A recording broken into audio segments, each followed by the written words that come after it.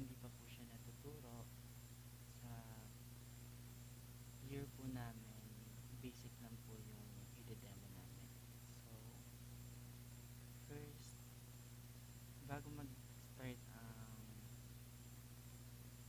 ang HTML, hindi po dapat kalimutan ang doctype HTML.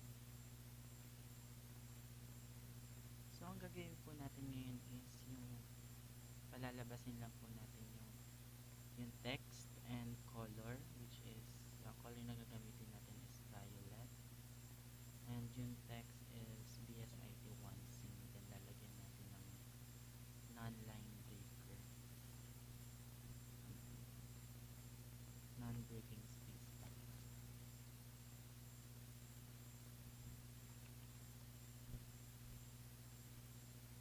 Huwag kakalimutan yung doctype HTML.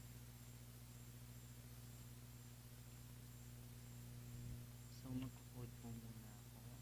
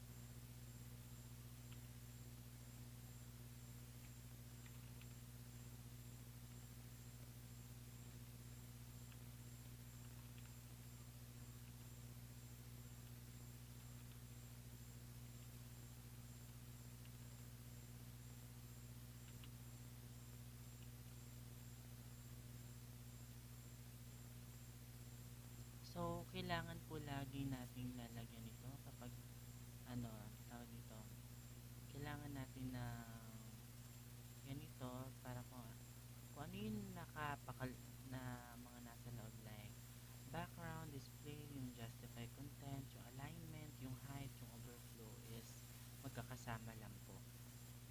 Nagagamit siya sa body, sa span, sa ganyan po.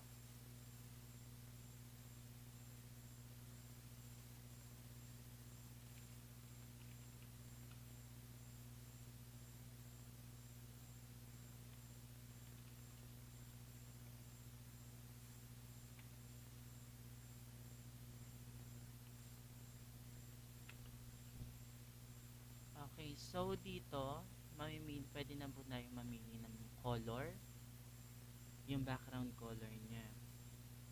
So ako, since gagamitin ko ang purple, so may exact code po, or may exact, yes, code para dyan. Etong code po ang gagamitin ko. Pero, pwede nyo po siyang palitan Since, i, yan, kahit ano dyang kulay. Yes. Isa po to sa feature ng HTML. Since, ano, um, green ng PPC, mag-green tayo. Okay, so proceed, display. Siyempre, i-flex lang natin.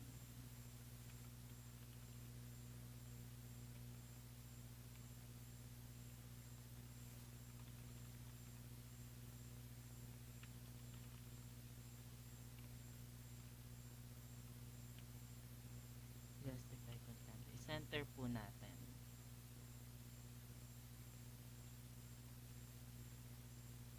Pati yung alignment, i-center na lang din. Yes, center na lang din natin yan.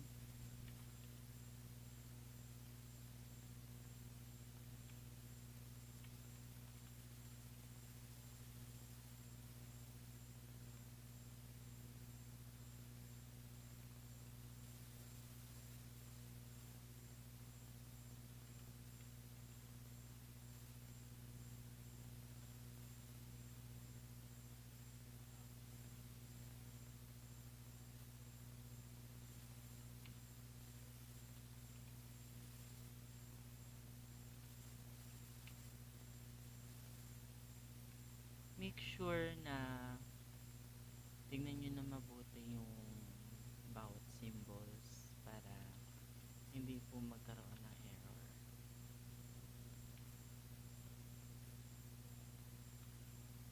So, height natin sa 100 yan.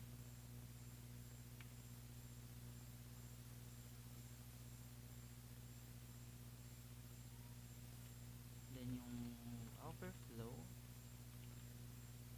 is hidden na lang natin.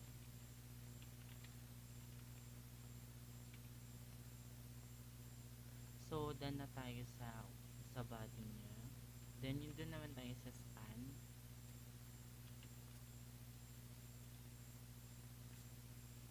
So, yung font size natin is iwa 100 na lang natin.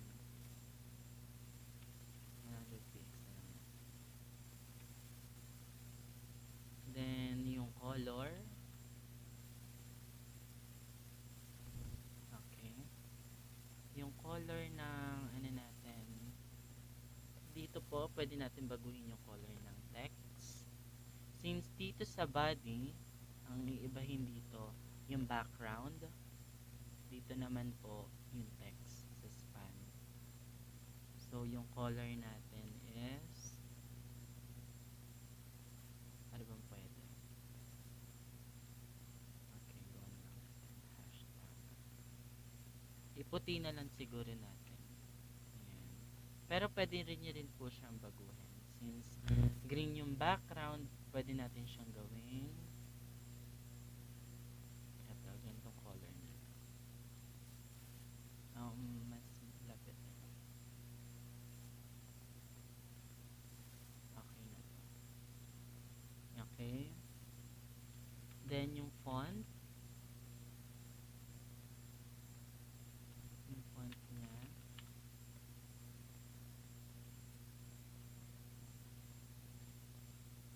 Ano kayang, pwedeng Arial na lang gagamitin natin. Pero pwede nyo siyang gamitan ng iba. It's up to you kung anong mas preferred nyo. Okay. Text transform. Lowercase ba or uppercase? I-uppercase na lang natin.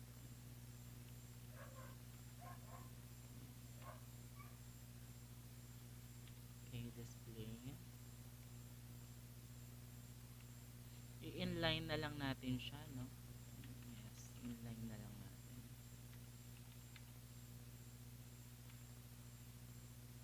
Okay.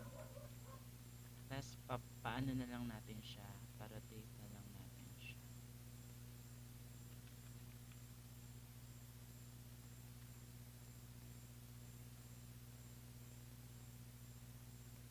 angle ba natin? Hindi, edge na lang siguro natin. Okay, edge na lang natin siya. Zero edge na lang natin.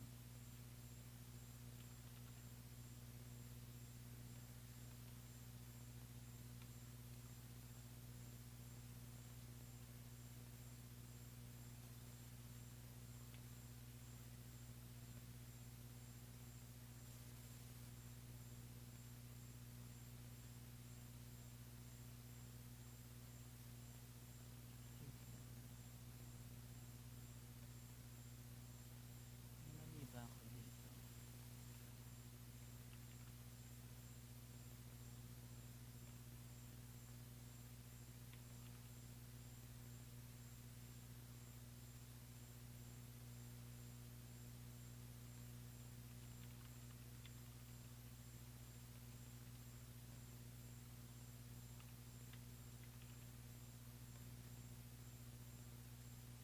Okay, center natin siya.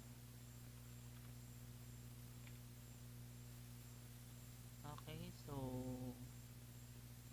yung transition niya is gawin na lang natin 0.5 seconds since di naman siya kita masyado.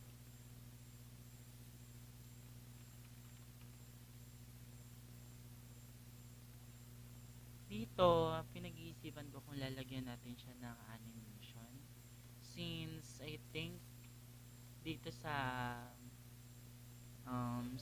Visual Studio is hindi wala pa akong nada-download na um, pang animation. So gagawin natin is I think skip na lang natin to. Or kung gagana man, sige, try nating ilagay. Sana gumana. Pero kasi ang alam ko dito, kung lalagyan ng animation to, meron akong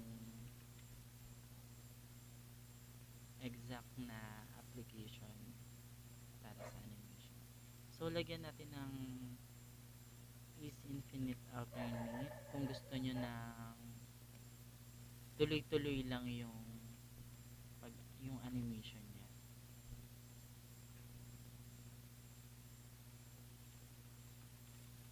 Position.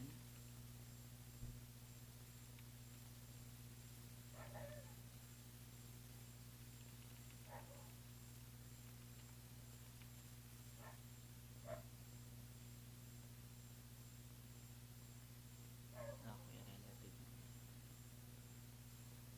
Etong position na to, ito lang yung i-add para mag-allow yung top. Para magkaroon siya ng top property. Okay, so next, H1.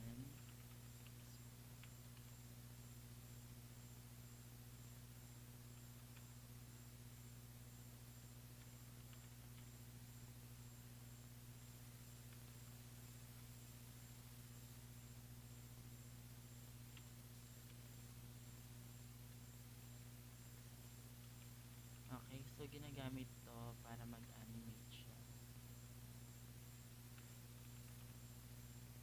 Yung delay niya is 0. Sige, 0.2 na lang. Para hindi ganun kabilis. Hindi rin ganun kabagal.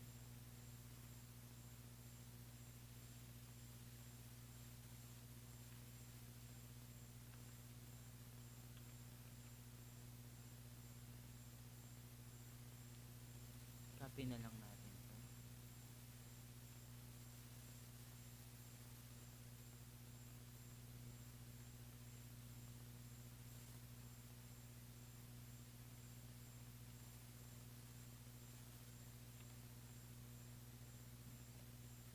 Tapos gawin natin 0.4.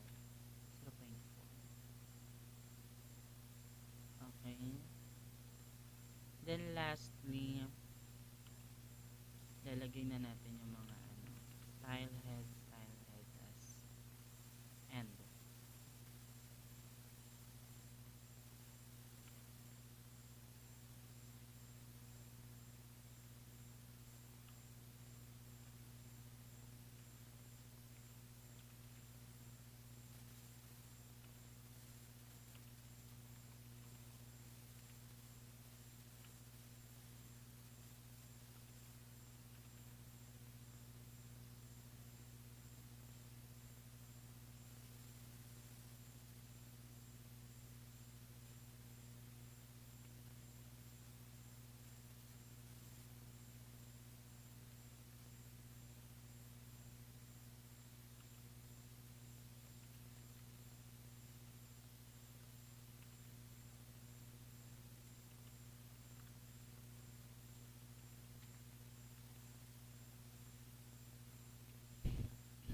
So, dito na lalabas yung text. I mean, dito na natin ipapasok yung kung anong text yung ilalagay natin. Since meron na tayo ditong yung kung ano niya, yung kung ano yung kakalabasan niya kapag nagkaroon na ng text. Dito na natin nilalagay yung mismong text niya, which is gagamitan lang natin ng span.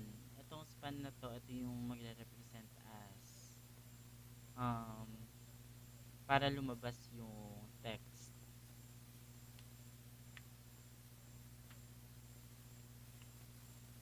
Okay, so lagyan na lang natin ng BSIT 1C, BSIT 1C.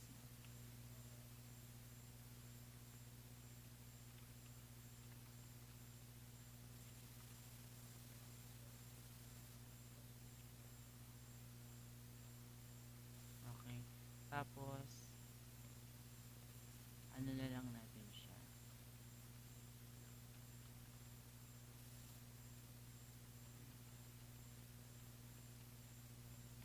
Palit-palitan na lang natin yung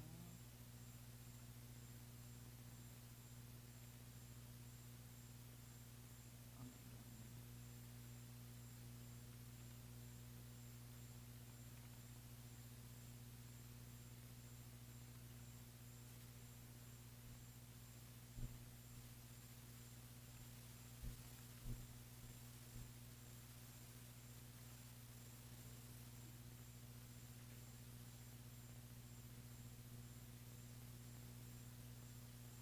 Okay.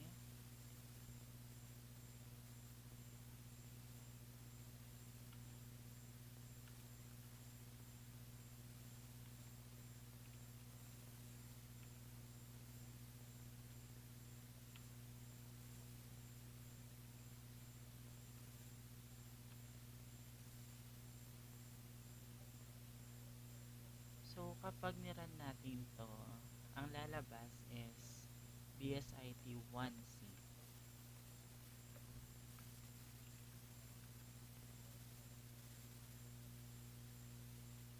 So, gamitan na lang natin siya ng Chrome. So, ito po ang lalabas. As you can see, hindi po nag-center. So, babaguhin po natin yan. Pero when it comes to background, nagamitan po natin siya. And successful po na nag-insert yung background niya, which is yung green. And ito naman pong font, yung color ng font natin is tama. And then yung font, yung family font natin, which is itong ang ginamit po natin is uppercase.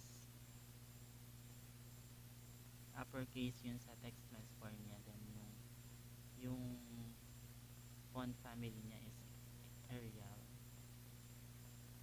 So, double check natin kung ano yung naging mali.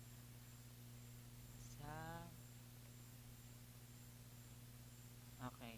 Sa alignment, I guess dito ako nagkamali kasi kanino ka pa to pinifigure out.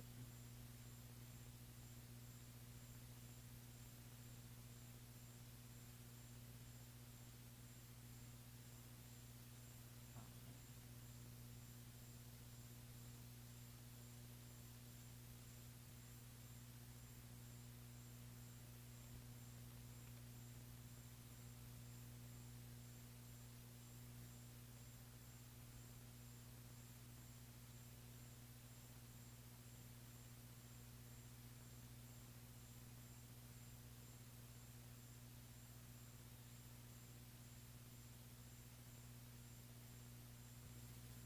Okay.